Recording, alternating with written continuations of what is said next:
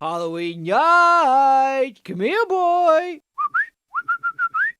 I got this spooky, yucky chew toy for ya! Rob Zombie's Halloween is one of the most divisive horror remakes that I'm aware of, which I guess is better than the outright revulsion others have gotten. Released in 2007, it's the only entry in the series to actually reimagine the franchise, instead of the reboot quells we got in 98 and 2018, where they just pretended everything after the first movie didn't happen. While the movie follows relatively the same plot as the 1978 original, elements are updated and given the Rob Zombie touch, expanding on Michael Myers' backstory, while emphasizing the blood and gore and the darker aspects of humanity in general.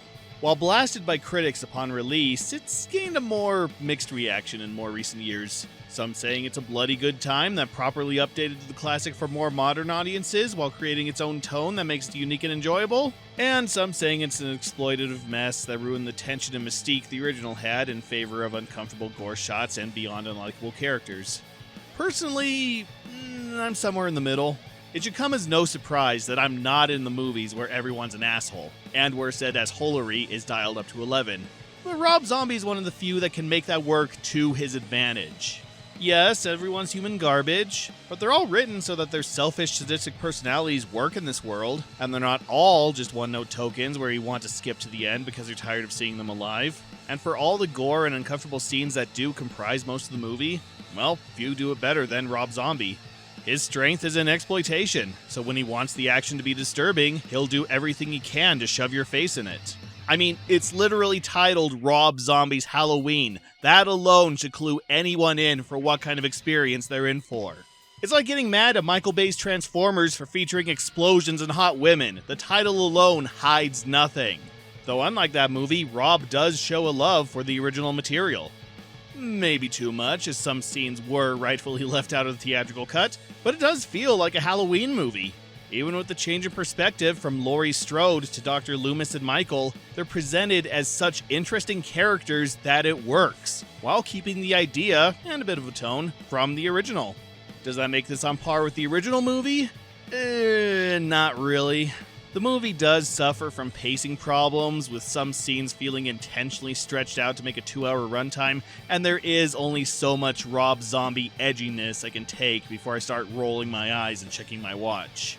And in terms of cinematography and atmosphere, the original has this one beat hands down. But I am glad it exists, if just because it's so in your face it almost becomes self-satirical and funny. And compared to most of the soulless sequels in the franchise, including its own, it does stand as the 3rd or 4th best Halloween movie. And hey, I'll gladly take unrepentantly gory and exploitative than the woke-exploitation remakes we're getting now. So with news of Rob Zombie helming a new Halloween movie, I guess the Asylum figured there was money to be made and released Halloween Night to get a head start with their own seasonal slasher flick. A very early head start, since their cash-in beat the theatrical version to release by almost a year. I have no idea why they released it so early, since the release schedule for most of their mockbusters is within a week or two of the actual thing, nor why they didn't just film it, then shelve it until a more reasonable date. And I can't imagine they made that much money releasing it months before Halloween hype was in full effect. Maybe they were hoping fans would be binge-watching the other Halloween movies to prepare for the new film and would pick this one up at Blockbuster by mistake, but this is the earliest the Asylum has, and likely will ever, release a Mockbuster cash-in. And no, I'm not counting Detour, because Detour wasn't meant as a Mockbuster and was only given cash-in status long after it and Wrong Turn were made. Halloween Night, however, is meant as a cash-in on the Halloween movies, and the Rob Zombie movie in particular. How do I know this? Well, let's ring this movie's doorbell and see if it's handing out full-sized candy bars or stale salted popcorn balls. Young Chris Vale is witness to a break-in where he watches his mother raped and murdered by 2 masked intruders. As he tries to escape, a bullet accidentally shoots a steam pipe, severely burning his face and hands and searing this moment into his mind forever. 10 years later, he breaks out of the mental institution he's been held in since that night and makes his way back to his childhood home. The new occupants of the house are throwing their annual Halloween party, and Chris manages to kill one of the partygoers and steals his costume to mask his identity. It looks like a night of booze, sex, and head-chopping fun as Chris mingles in with the unsuspecting crowd. Will the partygoers sober up just in time to stop this masked madman? Did Chris take driving lessons while locked in his padded cell? Remember in my When a Killer Calls review when I talked about how ridiculous it was to remake a movie that relies on a thoroughly outdated concept? Well, it's equally ridiculous to bill yourself as a ripoff of Halloween. Since, let's be honest here, every slasher movie since that film is a ripoff of Halloween. The original 1978 classic is considered the most influential slasher horror film in American media, with movies to this day utilizing tropes and methods presented in that flick. The young adult leads, the absentee parents, the masked killer, the horny substance-abusing teenagers that are usually the first to go, the killers tied to the lead survivor, the final girl showdown, viewing the killer through their POV, the movie taking place during a holiday, even a personalized theme song or sting for the killer all originated or were popularized by that movie. It redefined the slasher genre as we know it today, still influencing movies over 4 decades since its original release. Heck, it could be argued it took the genre mainstream, as most previous entries were seen as cheap, grimy grindhouse features, and it paved the way for a slew of similar movies that made up the 1980s. Even other highly influential horror franchises have taken leaves from this movie's book, and would not exist if not for this movie. So, yeah, to claim your slasher movie was inspired by Halloween is like saying the Disney Renaissance inspired you to make a traditionally animated fantasy film. Or that Shrek or Despicable Me inspired you to make a gross-out cartoon comedy. It's hard to stick out at a party where everyone's wearing the same shirt, but fine, the inspiration for the movie is even more unoriginal than usual. From the asylum? Oh, catch me while I faint from shock. But how is the movie itself? Well, as you can probably glean from the synopsis, it's yet another movie where a bunch of horny teens get together to drink, party, and get axed off. Because B-grade slasher movies are only allowed 3 plots, and if it's not the loser kid who's killed off and supposedly reincarnated as a spirit of vengeance, or the young couple having relationship problems that can only be resolved by surviving a mysterious stalker, then it's the group of teenage idiots who go somewhere and are all killed off save for the one who's slightly less stupid than the rest. The worst of the 3 in my opinion. However, in this movie's favor, there is something that separates this party-centered plot from most other party-centered plots slasher movies like to fall back on. That being, that it's actually centered on a party. Unlike most other horror movies that just use an outing as a framing device just so they can give their hedonistic characters easy access to drugs, booze, and sex, this movie is actually about having a party. David, one of the main characters, is established to be the party guy, throwing intricate parties whenever he can, especially his infamous Halloween parties, with this year's theme being medieval fantasy. Or at least that's what he tells everyone. So for most of the movie, we get to see the party as it progresses. Setting up, guests arriving, the main action, stragglers showing up, guests having their own fun in the other rooms, and the host setting up his own little prank on the partygoers. And, I'm not gonna lie, it's actually fun to watch. It's almost exactly like the Social Intercourse movie, where watching this party progress and seeing everyone have fun is just as entertaining as a well put together action flick. It helps that everyone on screen seems to be having fun as well. I don't see actors paid to slightly shake and look interested. I see a bunch of young adults all having a good, non-judgmental time wasting their night at a friend's house, and avoiding the creeps that usually show up at these events. Jeez, I want to be at this party, grab a Shrek costume, and have the time of my life. If I wasn't a social outcast nobody wants to be around, who would probably get an invitation with the address to a cement factory 200 miles away just to ensure I wouldn't show up and ruin their fun. Just realized my life story could also serve as a good setup for a slasher flick. There's even a running gag with the guy playing a troll not letting stragglers into the party unless they can solve his riddle, which you'd think would get old quickly, but they managed to vary it up just enough to keep it interesting, giving a different answer every time we cut back to this scene. An object lies within a man's pants with a hole in its head and as stiff as a lance. If inserted correctly into the right hole, oh what wonders it shall behold. It's a key. Aquí? La fiesta está aquí? Right, off you go. And the reason the whole party subplot is given so much attention and care is likely because, like Jane White in War of the Worlds before, this is a bit of a personal story for the producer. In a behind-the-scenes feature on the DVD, David Michael Latt relates how he was once known as the party animal within his social circle, finding any excuse to throw lavish theme parties whenever he could. The actual events the movie claims to be based on relate to when Latt threw a very similar party, He'd have everyone dressed up and having fun, when an actor pretending to be an escaped homicidal maniac would barge in and scare everyone to death. And it just so happened that, on the night of the party, someone did escape from a nearby mental institution. So events presented in the movie, the police roadblocks, the helicopters passing overhead, the paranoia among the party guests, the prank the host pulls on everyone, allegedly did happen during a certain night in David Michael Latt's lifetime. Unfortunately, I couldn't find enough information to corroborate his claims, so I don't know if it's true or if he's just embellishing things for a better story. But it is an interesting story, and gives what's otherwise a cookie-cutter slasher flick a bit of an edge. It's good to hear that Latt was always a fun guy, and that he still puts the same kind of effort that went into his parties into the movies he helps make today, when he feels up to it. Heck, the party is so much fun, you almost miss the fact that David's plan makes no friggin' sense. The hidden theme of David's party is psychological horror, his plan being to lull the partygoers into feeling like it's just another fun party night, then throw in a jarring event that scares everyone shitless. So he hires an actor to play an uninvited creep at his party, who would go around unnerving random guests until he'd finally confront the creep and threaten to throw him out. At which point, the actor would pull out a gun, take one of the guests hostage, and everyone would lose their shit before another actor disguised as a cop comes in and fake arrests the alleged perp.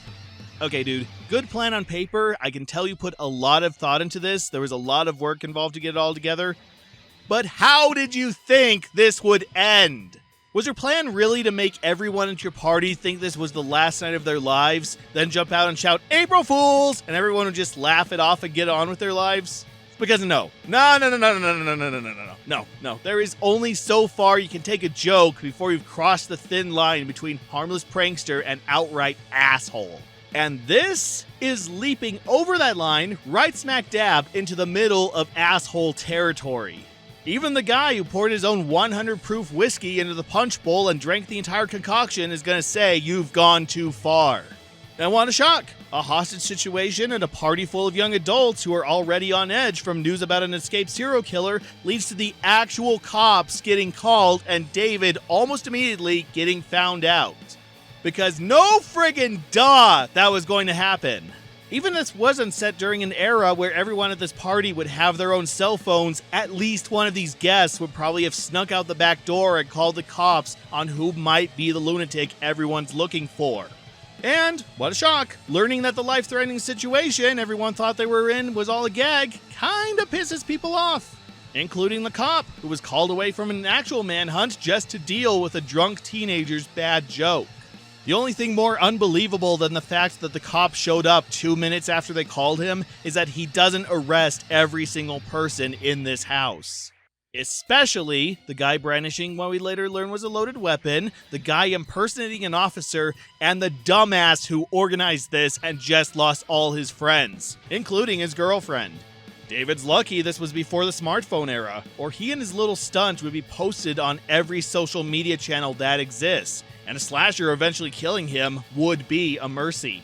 I don't know if this is how the actual party prank played out, but if it did, I'm gonna guess it signaled the end for Party Animal Latt, and possibly the beginning of his interest in film.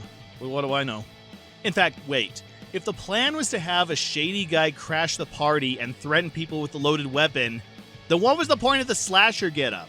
Yeah, at the same time David's organizing the party crasher prank, he's setting up another prank where a slasher killer is going to barge in and basically do the exact same thing. What, was this part 2 of his Night of Fear? He really thought enough guests would stick around after the first intrusion to then have to deal with a masked crazy? And no, he didn't know about the guy who escaped from the mental institution, or that he lives in the same house that he used to. No. He just has another caper on standby, where one of the party guests will turn out to be an escaped psychopath and threaten the party guests. With real, deadly, highly illegal weapons, by the way, they point that fact out, which the real slasher ends up using throughout the movie. Dude, come on. Seriously. Even if you thought your first prank would end with everyone just shrugging it off, what makes you think a repeat's a good idea? Everyone's already shaken from your first gag and wise to your hijinks. What could possibly make you believe anyone's gonna take this next prank seriously? You killed the golden goose with your first attempt. Don't spray paint another goose and assume you'll get the same thing twice. Party's over. Everyone left. Even if you had the real slasher at your party, nobody is going to give half a candy corn about it, even if said slasher started killing them right in front of everyone. Oh, by the way, the real slasher turns up and starts killing the remaining party guests. Yeah, this is sadly another slasher movie where the slasher is the weakest part of the movie. Actually, weakest part nothing. The slasher feels like an afterthought in this slasher horror movie. Like they just wanted to produce a reenactment of David Michael Latt's party life, realizes that only got them maybe 30 minutes of footage, and threw in a slasher subplot to make it feature length. Needless to say, the movie drags the worst during the slasher scenes. The whole joke behind this guy is that after he escapes from the mental institution he's been holed up for a decade, he kills the teenager who is going to dress up as the psycho killer, then he puts on the costume and goes to the party. So, for almost the entire movie, everyone thinks he's the other guy right up to when he stabs him through the face. And that's every kill. Every kill. Oh, hey, Todd, how's it going? Stab. Hey, Todd, how's every little thing? Stab. Yo, Todd, you look taller than usual. Been working out? Stab. It gets old and fast. And most of the kills are just someone getting stabbed through the head and stomach. Which could still be interesting. Jolly Roger was mostly decapitations, but the fun of it was in how many ways they could make the heads fly. And there are a few creative kill shots. I mean, there's this kill. This kill. Oh, we killed someone with the coat hanger. That's inventive, I guess. But it's not fun. Especially since most of the kills don't even take place during the party. Yeah, he kills a few people beforehand, a lot of them afterwards, a couple randos when he first arrives, but during the party itself, I guess he's just cool with hanging out until it's forcibly shut down by the police. Yeah, try the dip. Probably the best meal you've had in years, and you need your strength to murder these idiots who don't know how to lock a door. And who don't even notice or react to any of these spree kills until almost the end of the movie. Come on, I hear slasher movies set during the party, and I want a slasher set free on a party. Turn that ghost into a real ghost. Put a stake through that vampire's heart. Actually decapitate the guy dressed up as Alec Baldwin's character from Beetlejuice. That's where all the fun and creativity is. But no, apparently Chris is a wallflower, and he waits until the party's over before dispatching these intruders from his childhood home. Oh, but he does think one of the guests is his mother, since she wears the same necklace she wore when he was a kid. Because why not also rip off Friday the 13th Part 2? Oh, and if you thought David's party prank plan didn't quite add up, I dare you to make sense of the origin they give us for Chris being the killer.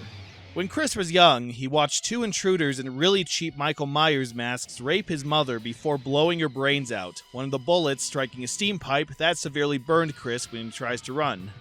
Okay, perfectly serviceable slasher origin story so far, but right after they kill his mother, his father berates them for doing that.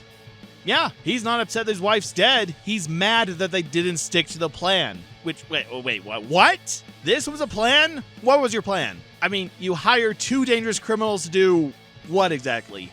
What could involve two armed men raping and beating the shit out of your wife that doesn't end with coconuts being cracked open? Were you trying to drive her insane, collect insurance money, look like the hero by somehow stopping this home invasion? What? I really am curious where you were going with this. And then after they kill her, the two just leave, I guess. So the dad boards her up in a room, then shoots himself. I literally have no idea what any of this was supposed to mean. What we were supposed to learn from this flashback to Chris's childhood. Or why this means Chris is now a serial killer.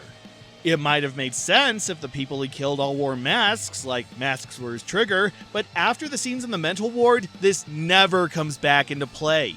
Heck, for the majority of the movie, he's the masked killer. So what, he thinks that because he's wearing a mask, he's supposed to kill people? Well then why did he put the mask on? You'd think he'd have more problems with masks than the people wearing them.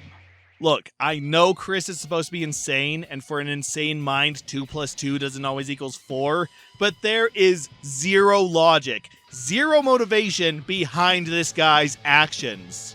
The best we get is that there are people at his house, and he doesn't want people at his house. Except he's killing people even before then, and he somehow knows how to get to his house, and that's where he needs to be, and I don't know! I really don't know! I even checked the deleted scenes to see if they accidentally cut out a crucial plot point, and No, there were no explanations there either.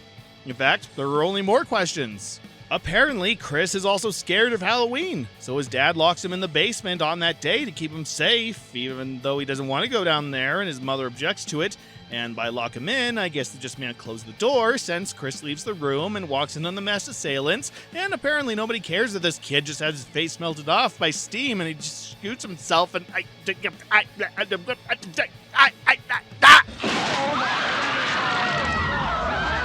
But, even with how boring his spontaneous revenge is and how convoluted his origin story is presented, I will admit, seeing a grown man with the fractured mind of a 12-year-old trying to drive a car is pretty funny.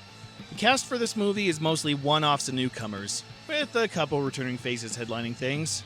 Derek Ozadok plays David, which if you need more proof that this is a chapter from David Michael Latt's biography, the name says it all. We've seen this guy a couple times before, mostly as background or tertiary characters, but this is the first time I think he's ever gotten a leading role. And you know, he's pretty good at it. I totally believe this is the cool kid of his group, that he would be known for his extravagant theme parties, yet still be stupid enough to pull a prank that has a good chance of ruining his reputation. There's a charm to his performance that shows he is invested in the character he's playing. And he's great at switching emotional gears, where he can go from startled to playful to curious to concerned to freaked out and nauseous as he analyzes the situation.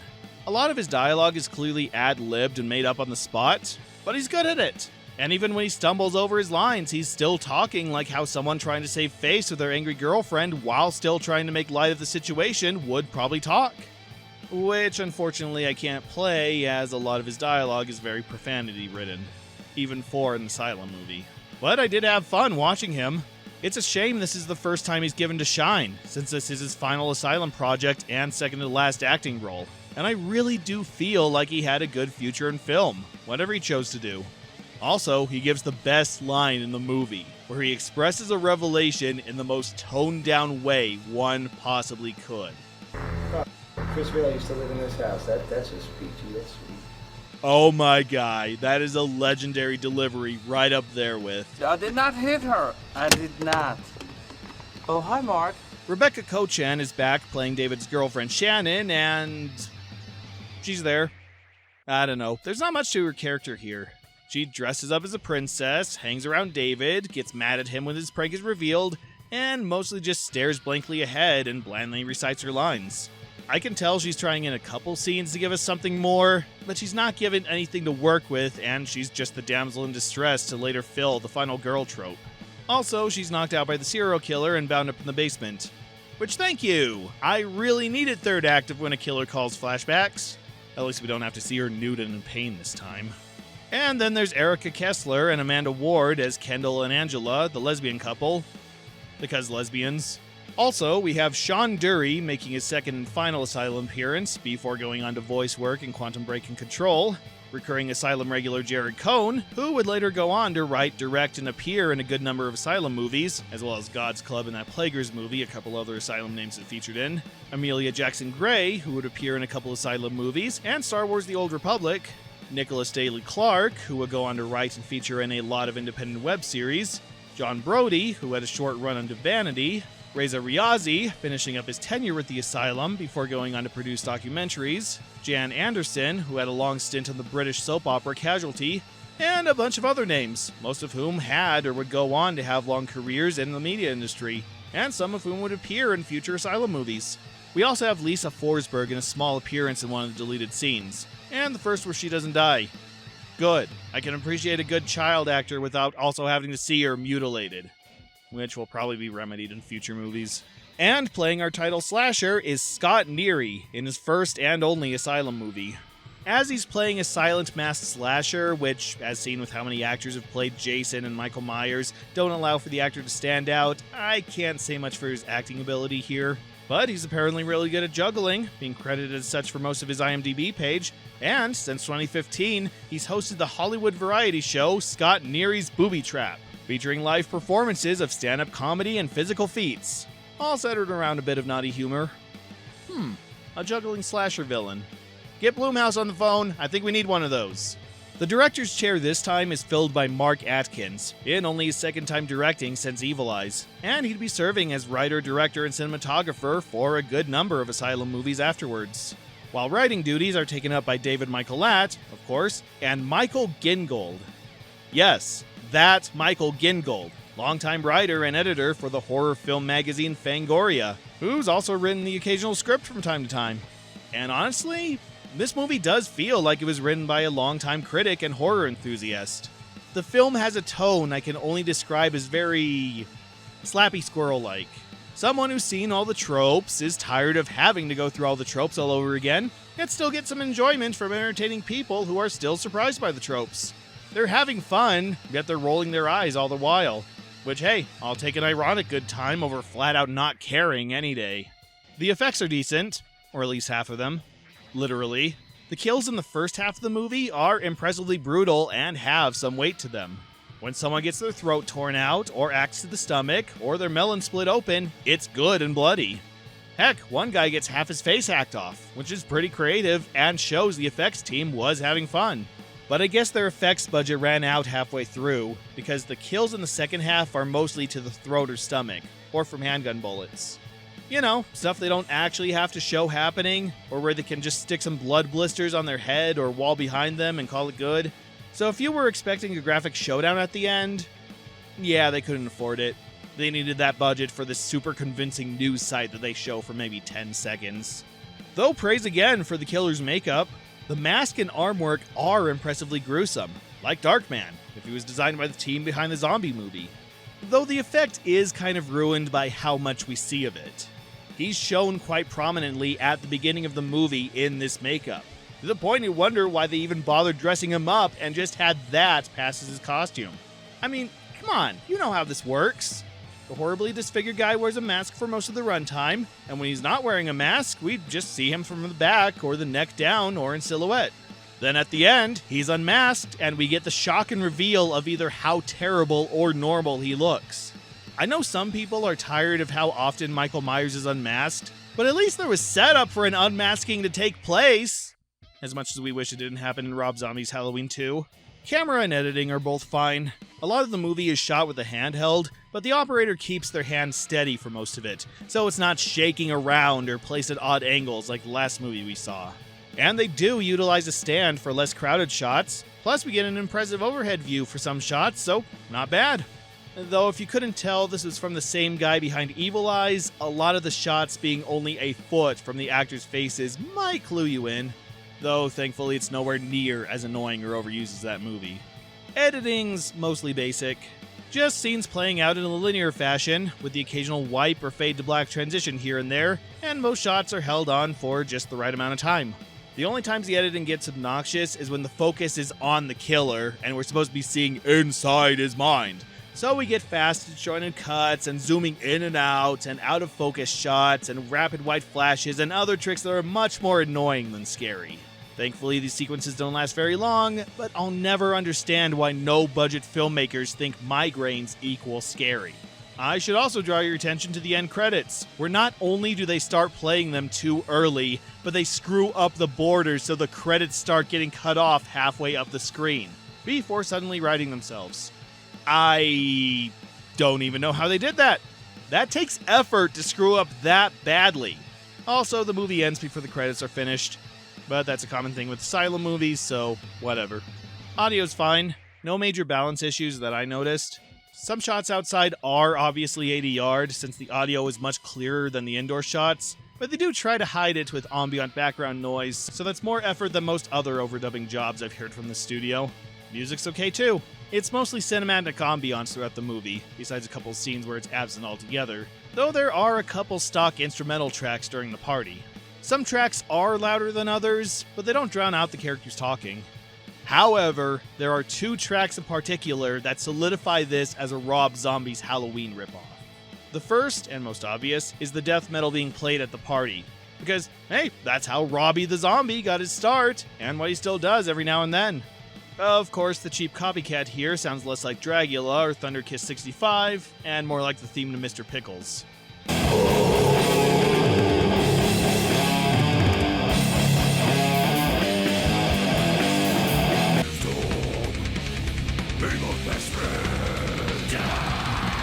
But the other track took me completely by surprise. For most of the Asylum's mockbusters, as well as their catalog in general, the soundtrack is mostly noise. Tracks either cobbled together or taken straight from a library that kinda sorta sound like the genre of movie they're scoring. Usually, there's no attempt to mockbuster the soundtrack of the movies they're copying. We didn't get a knockoff of the theme to Pirates of the Caribbean and Pirates of Treasure Island.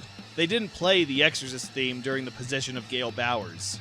Their knockoffs begin and end at the title and some of the plot points. Except for here. Yes, ladies and gentlemen, and non-binaries, I present to you the Asylum's take on the Halloween theme.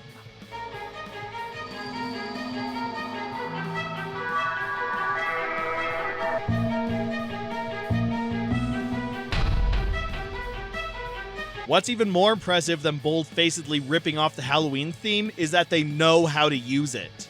Besides being used as the movie's opening theme, it's played at certain points during the movie to symbolize the killer. Not during the murder scenes, but often before and prominently afterwards, building up the seeming invincibility of this cold-blooded monster. Much like how the theme in the original movie was used to enunciate Michael Myers' stalker status. There's even a part where someone's talking about the people who originally lived in the house, and they play it there as well, building tension to the massacre about to happen. This may be the most effective use of soundtrack in an Asylum movie. Sure, it's copied directly from the movie that they're copying from, but if you're gonna copy something, why not copy the good parts?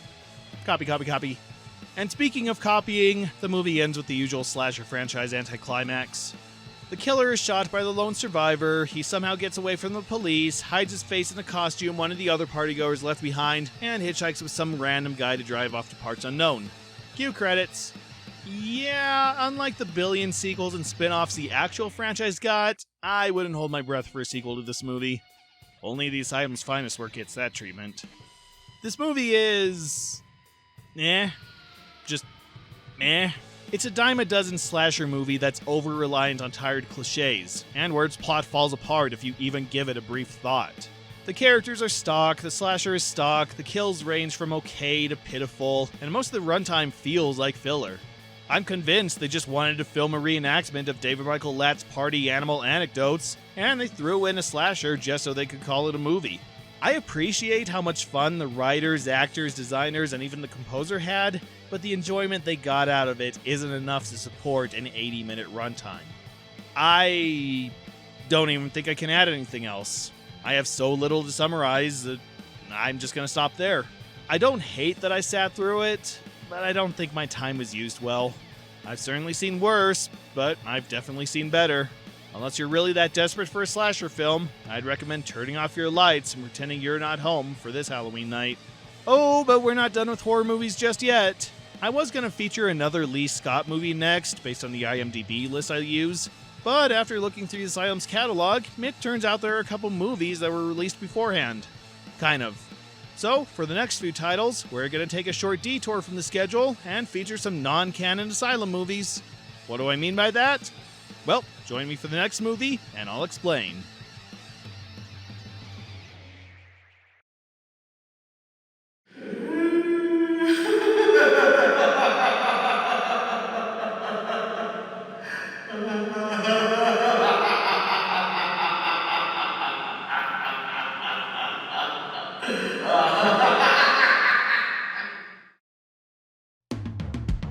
Hey there, you've reached the end of the video. If you enjoyed it, please take a second to like, comment, and, if you're so willing, subscribe. It's how my videos get noticed, and it encourages me to keep making them. And if you'd like to be even more incredible, check out my Patreon. It's a measly $1 to be credited at the end of my review videos, and if you'd like to contribute more, well, there are higher tiers and extra rewards. Whatever you decide, stay awesome, keep watching, and I'll see you next time.